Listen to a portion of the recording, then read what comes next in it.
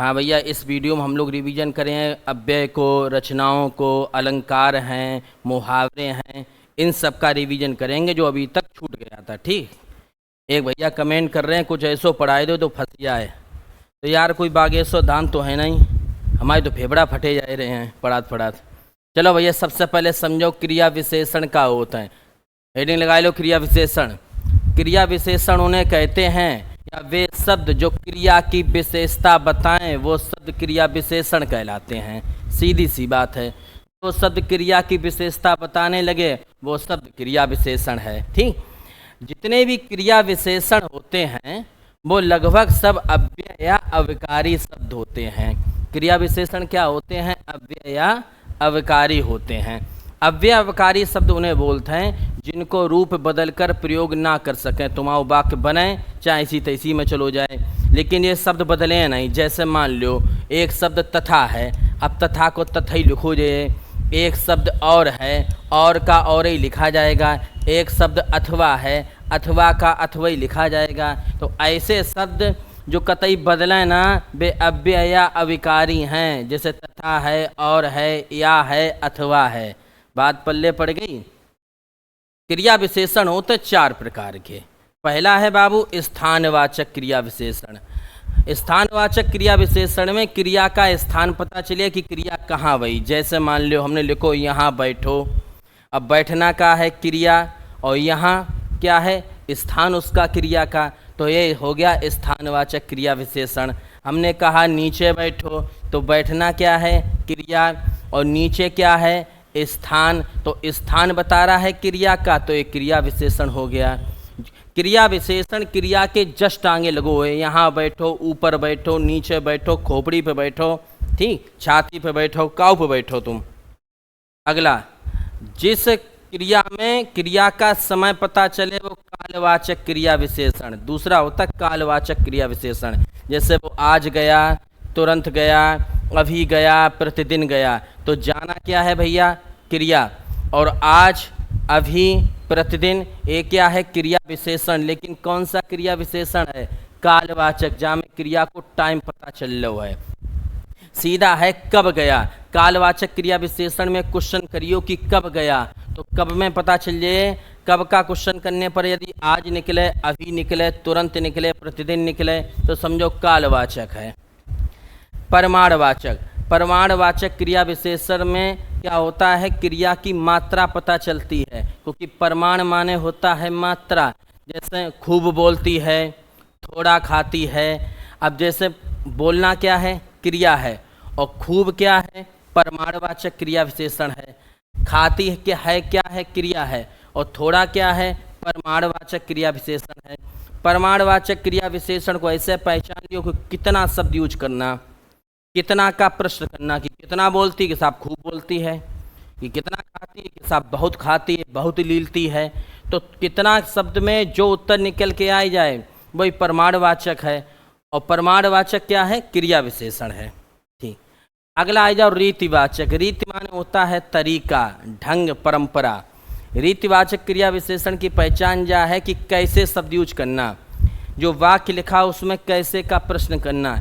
जैसे ही कैसे को प्रश्न करो, रीतिवाचक क्रिया विशेषण मेढक की तरीका से बोल के बाहर आइए। जैसे वह धीरे धीरे चलता है, उन्हें कैसे चलता है कि साहब धीरे धीरे चलता है। तो बाबू जा में जा देखो, चलना का है? क्रिया है, और धीरे धीरे क्या है? क्रिया विशेषण है। और कौन सा क्रिया विशेषण है? रीतिवाचक है। वह अचानक चलता है, ठीक, अचानक चलता है। तो चलना क्या हुआ? चलना क्या हुआ? क्रिया हुई। और अचानक क्या हुआ? क्रिया विशेषण हुआ। कौन सा क्रिया विशेषण? रीतिवाचक। जल्दी जल्दी चलता है, तेज तेज चलता है, अकस्मात चलता है। बात पल्ले पड़ गई। अब रिपीट सुन लो। जो शब्द क्रिया की विशेषता होता है वे क्रिया विशेषण। क्रिया विशेषण हमेशा क्रिया के आगे लगो हुए। जहाँ में क्रिया को स्थान पता चले तो स्थानवाचक क्रिया विशेषण। जहाँ में क्रिया को समय पता चले तो कालवाचक। जहाँ में क्रिया को परमाण पता चले यानी मात्रा पता चले तो परमाणवाचक। परमाणवाचक पता करने के लिए वाक्य में कितना का प्रश्न करना, कितना का प्रश्न करने पर जो शब्द निकल के आ जाए समझो परमाणवाचक है। क्रिया कैसे हुई तो रीतिवाचक है। अगला, जितने भी क्रियावाचक जो क्रिया विशेषण होते हैं सब अव्यय होते हैं। दूसरा अव्यय बाबू होता है संबंध बोधक अव्यय। संबंध बोधक शब्द से समझ लो, जो अव्यय या अविकारी शब्द संज्ञा का संबंध वाक्य के अन्य शब्दों से बनाते हैं वे संबंध बोधक अव्यय कहलाते हैं। फिर पढ़ लो परिभाषा, संबंध बोधक अव्यय की जा है कि संज्ञा के बाद आकर और उस संज्ञा का संबंध वाक्य के दूसरे शब्दों से बनाएंगे। कहने को मतलब जा है कि वाक्य में संज्ञेय होता है, सर्वनाम होता है, क्रिया होता है, कर्म होता है। तो जो संबंध बोधक अव्यय हुए वो संज्ञा को संबंध सबसे जोड़ दिए। जैसे देखना, वह दिन भर काम करता है, वह दिन भर काम करता है। अब दिन जा में संज्ञा है, काम क्या करना क्या है, क्रिया है। तो जा में जो भर शब्द आओ है जी संबंध बोधक अव्यय होगो। ठीक, अगर भर शब्द ना तो संबंध बोधक अव्यय नहीं हो। तो मैं विद्यालय तक गया, कहाँ तक गया, विद्यालय तक गया, जा में जो तक शब्द आएगो जो संबंध बोधक अव्यय है। मनुष्य पानी के बिना जीवित नहीं रह सकता, जा में के बिना शब्द आएगो वो संबंध बोधक अव्यय है। के कारण आई जाए, की अपेक्षा आई जाए, के साथ आई जाए, ऐसो कोई शब्द आई जाए, के अपेक्षा, के कारण, के बिना, तक, भर, तो इस प्रकार के शब्द सीधी याद रखियो संबंध बोधक है। समुच्चय बोधक का मतलब होता है वे अव्यय शब्द या वे अवकारी शब्द जो दो वाक्यों को जोड़ते हों। ठीक, समुच्चय माने होता है जोड़ना या मिलाना। जो दो वाक्यों को जोड़ते हों, जो दो संज्ञाओं को जोड़ते हों, तो ऐसे सारे शब्द समुच्चय बोधक अव्यय कहलाते हैं। परिभाषा हमने लिख दी, समुच्चय बोधक अव्यय दो शब्द या दो वाक्यों को जोड़ता है। और समुच्चय बोधक अव्यय के जितने भी शब्द होते हैं इनको संयोजक शब्द भी कहते हैं। जैसे और, या, अथवा, लेकिन, किंतु, परंतु, इसलिए, क्योंकि। और, या, अथवा, लेकिन, किंतु, परंतु, इसलिए, क्योंकि, इस प्रकार के शब्द दो वाक्यों को भी जोड़ते हैं। जैसे सूर्योदय हुआ और पक्षी चहकने लगे। ठीक, और पक्षी चहकने लगे, तो इस वाक्य में और शब्द आया है, तो और क्या है, समुच्चय बोधक अव्यय है। बात पल्ले पड़ी। और ये समुच्चय बोधक अव्यय होते हैं। इसी में अव्यय होते हैं चार प्रकार के। अब ठीक, एक तो हमने बताया दो क्रिया विशेषण, एक हुई को आपको संबंध बोधक। संबंध बोधक में के बिना, के कारण, तक, भर, इस टाइप के शब्द आई जाए। समुच्चय बोधक में और, या, अथवा, लेकिन, किंतु, परंतु, इसलिए आई जाए। और एक होता है विस्मयादि बोधक अव्यय, अरे, ओह, वाह, इस टाइप के शब्द आ जाए। ए बाबू, तुम्हारे में निपात और पूछा जाता है। निपात उसे कहते हैं, निपात ऐसा शब्द होता है जो वाक्य का पूरा अर्थ प्रभावित कर देता है। जैसे हमें लिख दें तुमने मारा था, तो चलो भैया कोई बात नहीं। और फिर हम लिख दें तुमने ही मारा था, तो इस बात में अंतर है। अंतर ये है कि तुमने मारा था, तुमने ही मारा था, यानी तुमने ही मारा था, तुम्हारे संगे जो 3-4 लफंगा थे उनने हमें नहीं मारो तो। आगे हम लिख दें तुमने मारा ही था, यानी तुमने हमें मारा ही था, मेरे साथ लूटपाट नहीं करी। अब जा ही शब्द ने पूरा मामला ही पलट दो है, पलट दो। तुमने ही मारा था यानी केवल तुमने मारो, तुम्हारे संग वाले ने नहीं मारो। तुमने मारा ही था यानी केवल तुमने मारा पीटी करी, लूटपाट नहीं करी। तो ही शब्द जो है जिसने पूरे वाक्य का अर्थ प्रभावित कर दिया, इसी को निपात कहते हैं। जैसे निपात का हुआ ही, जो, भी। अब तुमसे या कहते हैं तुम्हें पढ़ना होगा तो तुम पढ़ लियो, और तुम्हें पढ़ना ही होगा तो तुम कह जो हमें घमंड दिखाए रहे, दबाव दिखाए रहे। तो ही, जो, भी ये निपात होते हैं। अगला आ जाओ बाबू, जे अनेकार्थी शब्द को छूट गए थे, रिवीजन कर लें। आराम, आराम का एक अर्थ है वाटिका। वाटिका मतलब बाग में आराम करते हैं। सुविधा, आराम माने सुविधा भी होता है और आराम माने राहत होता है। तो आराम को वाटिका लोग भूल जाते हैं, वाटिका माने बाग, याद ऐसे के लिए बाग में आराम करते हैं।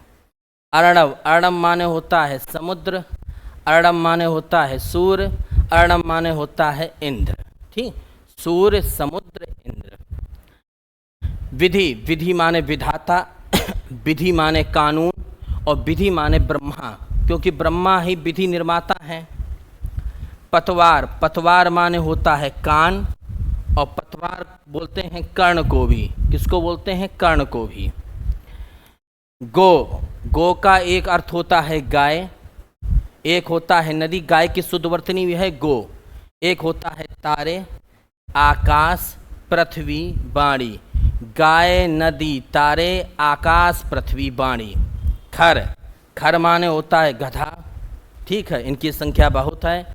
खर माने तिनका, खर माने बाबू दुष्ट, लोग नहीं बहुत खर आदमी है, खराब टाइप को, ठीक। कोटि, कोटि माने होता है धनुष का सिरा, नुकीला, कोटि। कोटि माने करोड़, हम लोग नहीं बोलते देवताओं को तुम्हें कोटि कोटि नमन है।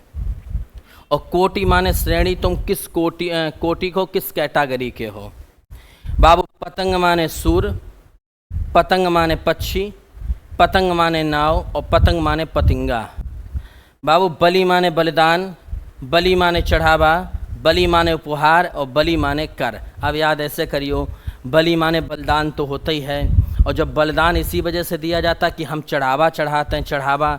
बलि का मतलब है उपहार, बलि का मतलब है कर। वैदिक काल में राजा एक कर वसूलता था जिससे बलि ही कहते थे। पतंग, जो उड़ने वाली चीज़ें हैं, आकाश में सब पतंगे हैं। पक्षी आकाश में उड़त है, नाव मान लो पानी मुड़ रही है, चल रही है, पतंगा भी उड़ता है, और सूर भी आकाश में है, सब पतंगे हैं। कोटि धनुष का सिरा हुआ, कोटि माने करोड़ हुआ, कोटि माने कैटेगरी यानी श्रेणी वो। खर माने गधा, गधा कैसे होते हैं? दुष्ट, ठीक। खर माने गधा, गधा है दुष्ट। और एक हुई गो तिनका।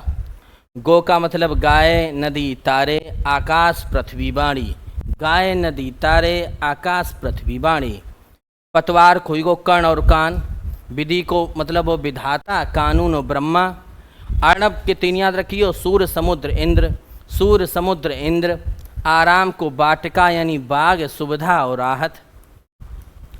बाबू जे बहुत पूछी जाती हैं रचनाएं, साहित्य अकादमी रचनाएं।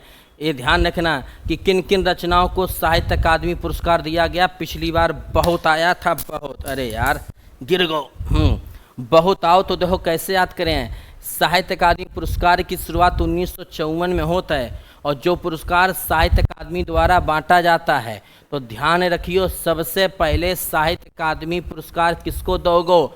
मक्खन लाल को। और मक्खन लाल को किस रचना के लिए? हिम तरंगिनी के लिए। और ये सर्वप्रथम इनको ही दिया गया था 1955 में। शुरुआत वही थी 54 में, बांटोगो 55 में, समझ गए? मक्खन लाल। अगला राहुल संकृत्यायन को दिया गया, जिनको यात्रा पंडित भी कहा जाता है। इन्होंने लिखा था मध्य एशिया का इतिहास, मध्य एशिया का इतिहास। अब क्वेश्चन ऐसे पूछो जाते हैं, राहुल संकृत्यायन को किस रचना के लिए साहित्य अकादमी मिला? तो मध्य एशिया का इतिहास। रामधारी सिंह दिनकर को संस्कृति के 4 अध्याय के लिए, रामधारी सिंह दिनकर संस्कृति के 4 अध्याय। और भैया सुमित्रा नंदन पंत, इनको मिला कला और बूढ़ा चांद, पंत कला और बूढ़ा चांद। भगवती चरण वर्मा भूले बिसरे चित्र के लिए। अमृत राय को कलम का सिपाही जाहे जीवनी। अज्ञे को आंगन के पार द्वार, अब ट्रिक बताएं रुको। जैनेन्द्र को मुक्तिबोध उपन्यास के लिए। अमृतलाल नागर को अमृत और विष के लिए। हरवंश राय बच्चन को 2 चट्टानों के लिए। रामविलास शर्मा को निराला की साहित्य साधना के लिए। भवानी प्रसाद मिश्रा को बुनी हुई रस्सी के लिए। हजारी प्रसाद द्विवेदी को आलोक पर्व के लिए। विष्णु प्रभाकर को अर्धनारीश्वर के लिए। कब्बे और काला पानी को निर्मल वर्मा के, कब्बे और काला पानी को मिला था, निर्मल वर्मा ने लिखी है। और धूमिल को मिला था कल सुनना मुझे। अब जरा हम रिपीट कर रहे हैं, धूमिल को मिला था कल सुनना मुझे, क्योंकि ये धूमिल हुई गए, धूप में थके हुए आए, तो इनने जा कह दिया भैया कल सुनियो हमसे, ठीक। इन्हें घूम आने लगी, धूमिल आएगी, धूम आएगी इन्हें, ठीक। कब्बे और काला पानी निर्मल वर्मा की रचना है। अब ऐसे याद रखियो, हर आदमी चाहता कि हमें निर्मल पानी मिले, काला पानी ना मिले, इतनी हिंट काफ़ी है। हर आदमी जा चाहता हमें निर्मल पानी मिले, कालो पानी ना मिले। विष्णु प्रभाकर अर्धनारीश्वर सब याद हुए। हजारी प्रसाद आलोक पर्व, अब ऐसे याद कर लियो, हजारों पर्व होते हैं अपने यहाँ, हजारों आलोक पर्व हैं। आलोक माने प्रकाश होता है, तो अपने यहाँ हजारों पर्व हैं। भवानी प्रसाद मिश्र की है रचना बुनी हुई रस्सी, बुनी हुई रस्सी जब भवानी प्रसाद मिश्र की है। राम बिलास शर्मा को निराला की साहित्य साधना, इधर कौन सा शब्द लिखो है राम, और राम जी अपने निराले व्यक्ति थे, भगवान राम निराले थे। हरवंश राय बच्चन दो चट्टाने, ठीक है, हरवंश राय बच्चन दो चट्टाने याद रखियो। अमृतलाल नागर, इधर अमृत और विष है, याद रहे। जैनेन्द्र मुक्तिबोध। अज्ञे, अज्ञे माने होता है जिसे समझा ना जा सके, तुम इतने याद रखियो जी अज्ञे हैं, इन्हें कुछ मालूम नहीं है कि कितने बार आंगन के पार द्वार गए, कितने बार आंगन के पार द्वार गए जी अज्ञे ने कुछ नहीं मालूम है। अमृत राय कलम का सिपाही। भगवती चरण वर्मा भूले बिसरे चित्र। सुमित्रा नंदन पंत को कला और बूढ़ा चांद। दिनकर को संस्कृति के 4 अध्याय। राहुल संकृत्यान को मध्य एशिया का इतिहास। और माखनलाल चौबे को सबसे पहले, हमारो लाल है, लाल पीलो टमाटर, तो जाए सबसे पहले दे दो हिम तरंगिनी के लिए। ठीक, अब आगे सुनो। एक ज्ञानपीठ बहुत पूछा जाता है कि सुमित्रा नंदन पंत को किस रचना के लिए ज्ञानपीठ मिला, तो चिदंबरा रचना के लिए। ठीक, चिदंबरा। और अगर पूछो जाए सुमित्रा नंदन पंत को, ये रहा, किस रचना के लिए साहित्य अकादमी मिला, तो कला और बूढ़ा चांद। मिक्स मत कर दियो, पंत को साहित्य अकादमी मिला है कला और बूढ़ा चांद के लिए, और पंत को ज्ञानपीठ मिला है चिदंबरा के लिए। दिनकर को ज्ञानपीठ मिला है उर्वशी के लिए, दिनकर को ज्ञानपीठ मिला है उर्वशी के लिए। और दिनकर को साहित्य अकादमी जो मिला है वो संस्कृति के 4 अध्याय के लिए। अज्ञे को आंगन के पार द्वार के लिए, आंगन के पार द्वार के लिए साहित्य अकादमी है। और अज्ञे को कितनी नाव में कितनी बार के लिए ज्ञानपीठ है। महादेवी वर्मा को यामा के लिए, महादेवी वर्मा को यामा के लिए। ध्यान रखना किसको किस में दिया गया, दोनों ऑप्शन दिए हुए कि पंत को किस रचना के लिए ज्ञानपीठ मिला, उनने चिदंबरू लिख दो और कला और बूढ़ा चांद लिख दी। अब तुम कन्फ्यूज ये कौन सा हो, और कन्फ्यूजन तो ही जात परीक्षा में। व्यास सम्मान बाबू राम बिलास शर्मा को 2 गो, भाषा के परिवार और हिंदी। सबसे पहले व्यास सम्मान राम बिलास भैया को दे दो हमने, गांव के राम बिलास, भाषा के परिवार और हिंदी। उसके बाद गिरजा कुमार माथुर को मिला। गिरजा कुमार माथुर की रचना है मैं वक्त के हूँ सामने, जैसे हम तुम्हारे कैमरा के सामने, उसी तरीक़ा से गिरजा कुमार माथुर कह रहे हैं कि मैं वक्त के हूँ सामने। ठीक, सर्वप्रथम हिंदी अकादमी का सलाका पुरस्कार, सर्वप्रथम हिंदी अकादमी का सलाका पुरस्कार भी राम बिलास शर्मा ने जीता है। और सबसे पहले व्यास सम्मान भी राम बिलास शर्मा ने जीतो है। ठीक, अगला याद रखना, तुलसीदास ने जो ब्रज भाषा में रचनाएं लिखी हैं, आधे लोग तो जा समझे तुलसीदास ने अवधी भाषा में लिखी है। तुलसीदास ने अवधी भाषा में तो रामचरितमानस लिखी है, लेकिन तुलसीदास ने जो ब्रज भाषा में रचनाएं लिखी उनको भी समझ लो। एक तो बाबू कवितावली, एक दोहावली, एक कवितावली, दोहावली, गीतावली, जितने भी बली बली करके हैं, ठीक, बली बली, जितने भी बली बली हैं ब्रजभाषा में, वासे ब्रजभाषा वासे बली, तो जितने भी बली बली हैं वे सब हुई गई ब्रजभाषा में। और एक भैया विनय पत्रिका। तुलसीदास बड़े विनयशील आदमी थे। मलिक मोहम्मद जायसी की एक रचना है पद्मावत, ये भी अवधी भाषा की, याद रखना। मलिक मोहम्मद जायसी की पद्मावत जो अवधी भाषा में है।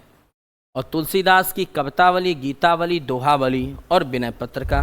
ठीक, अब आई जाओ बाबू कारक। कारक में वैसे तुम्हें मालूम है, लेकिन हमने 4-6 नई बातें छांटी हैं।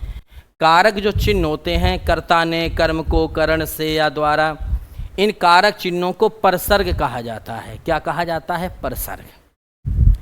एक बाबू कारक चिन्ह है संप्रदान कारक। संप्रदान कारक का चिन्ह है या परसर्ग है के लिए, यानी संप्रदान के लिए। कभी कभी ऐसा होता है के लिए नहीं आएगा, कभी कभी ऐसा होगा को नहीं आएगा, तब भी कर्म कारक होगा। तुम्हारे दिमाग में जाओ ये कि कर्ता ने कर्म को, जहाँ पर को आई जा वन कर्म कारक कर दियो, जहाँ के लिए आई जा वन संप्रदान कारक कर दियो। लेकिन ऐसा नहीं होता है, कभी कभी वो कारक चिन्ह छुपा होता तब भी उसमें संप्रदान कारक होगा, को नहीं है तब भी कर्म कारक होगा। देखो कैसे होगा, ये यूपी पुलिस में पूछो जाता है। संप्रदान कारक का चिन्ह क्या है? के लिए। अब जरा ध्यान सुनना, राजा सेवक को कंबल देता है। अब हमें तुम जा बताओ जा में कहाँ पर के लिए आएगो, लेकिन तब भी संप्रदान कारक है। आधे लोग तो जा में कर्म कारक पे टिक करें, लेकिन हकीकत में अगर व्याख्या करो तो क्या है, राजा सेवक के लिए कंबल देता है, सेवक के लिए।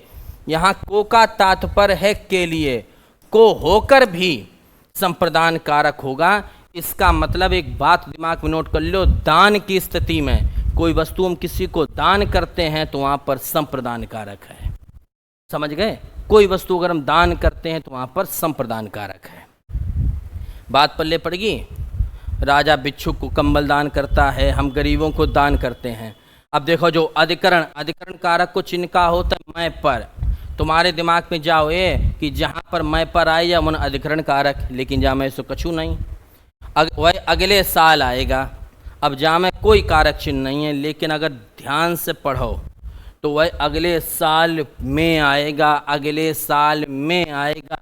तो में ना होकर भी में का लोप है, इसलिए अधिकरण कारक। उस जगह एक सभा होने जा रही है। अब तुम कहो जहाँ में तो कोई कारक चिन्ह नहीं, उस जगह एक सभा होने जा रही है, लेकिन अगर ध्यान से पढ़ो तो लिखेगा उस जगह पर, उस जगह पर एक सभा होने जा रही है। तो यहाँ पर शब्द आएगा, छुपा है, इसलिए अधिकरण कारक। वह अगले साल में आएगा, इसलिए अधिकरण कारक। अपादान कारक ये होता है कि जब कोई वस्तु एक स्थान से दूसरे स्थान से, एक स्थान से हमेशा के लिए अलग हो जाए और दूसरे स्थान पर पहुंच जाए। समझ गए? मतलब एक स्थान से हटके दूसरे स्थान पर पहुंच जाए, अपादान कारक। ठीक, अब इसमें देखना, यहाँ पर अपादान में आई जाओ। राम सीता से सुंदर है। अब जरा देखियो तुम, जऊ में एक लफड़ा है, जऊ में एक लफड़ा है। राम सीता से सुंदर है तो जा में एक लफड़ा जो है कि जा में तो कहूँ आऊ नहीं कछू, अरे कहाँ गो भैया। हाँ, राम सीता से सुंदर है तो याद कर लियो, जहाँ पर तुलना करी जाए, राम सीता से सुंदर हैं, ठीक, हम तुमसे सुंदर हैं, तुम हमसे सुंदर हो, तो जहाँ पर तुलना करी जाए बाबू वहीं पर अपादान कारक हुए। मेरे घर से आपका घर 5 किलोमीटर दूर है। समीप और दूर की स्थिति में, समीप और दूर की स्थिति में भी अपादान कारक होगा। ठीक, समझ गए? समीप और दूर की स्थिति में, तुलना की स्थिति में भी अपादान कारक होगा। अगला कर्म कारक का चिन्ह है को। माँ ने बाजार से कपड़ा खरीदा।